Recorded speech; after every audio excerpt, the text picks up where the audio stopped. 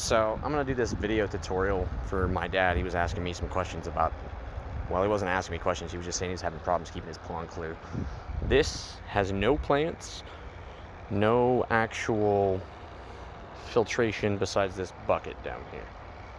Now this was solid green 2 weeks ago. We added a little bit of algae clear. That's the only thing that's been used on this pool so far. There's a bunch of gunk at the bottom.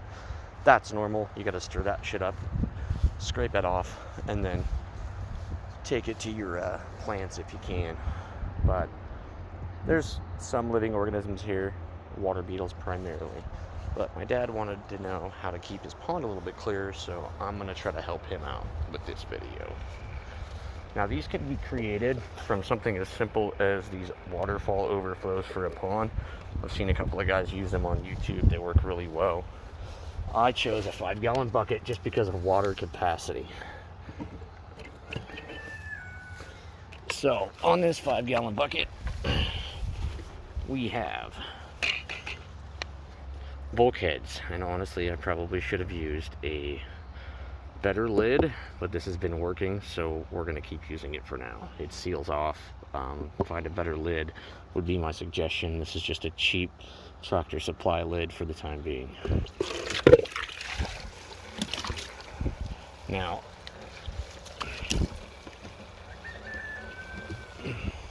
at the top of this setup, we've got a dollar store, look, water beetle, a dollar store catch screen, dollar store scrubby pads,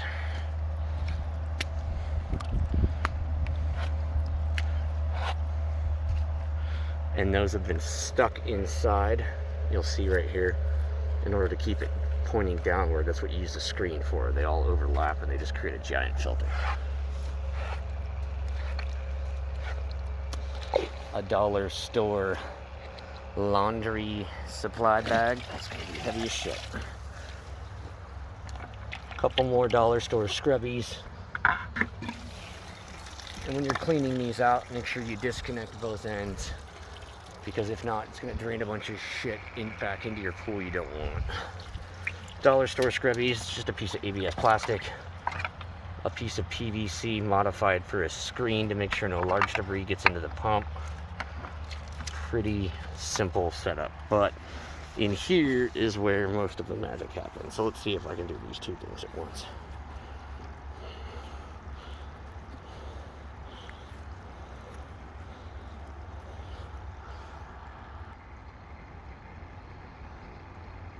All right, that is not going to untie. So thankfully there's a micro hole in here. Usually you would use lava rock. It's cheaper to get, cheaper to access. This right here are bioactive clay balls. Now this is your bioactive section. So when you clean this, you're just gonna run a hose on the outside of it. If you have non-city water, if you have tap water, fill your bucket up with the same thing that you have, cap your end so it doesn't leak out, and clean it in your bucket with the same water. I have a well, so there's no chemicals in my water. I have no filters on it either. You're just gonna spray everything off, clean it all out, and then clean your bucket. So again, if you're using tap water in the city, it's got chlorinated stuff in it and other things that'll kill all your bioactive. But if you don't, you get a well, just clean it out, run it dry. And I might be wrong on that too. You might not want to do this even with well water, but from my experience, it seems to work the best with well water.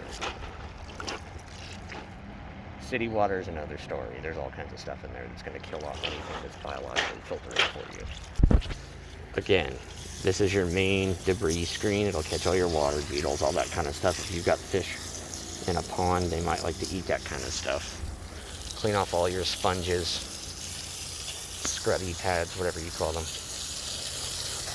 And then start on one side, insert, and pull over. You're going to do this all the way around, and then you're going to put your other sponges on top, and I'll show you that in a minute.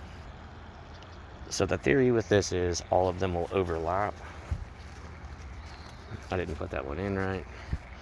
and they will create a solid seal around your bag.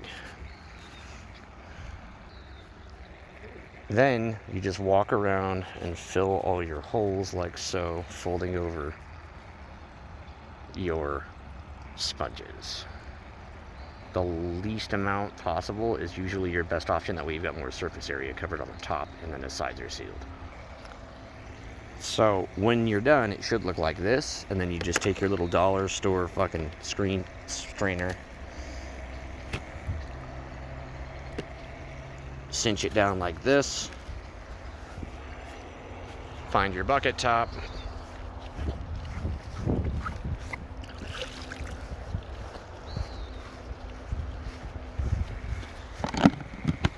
pop it back on, reconnect your hoses, get a better pump so it works properly, and continue with your business. Now, I like to give a huge shout out to Tanner at Serpa Design. He showed me how to do something similar to this with a 10-gallon tank originally, and it's been working for my Florida king snake for over a year and a half now. So you can up or downscale this. Sometimes people will use something as simple as this.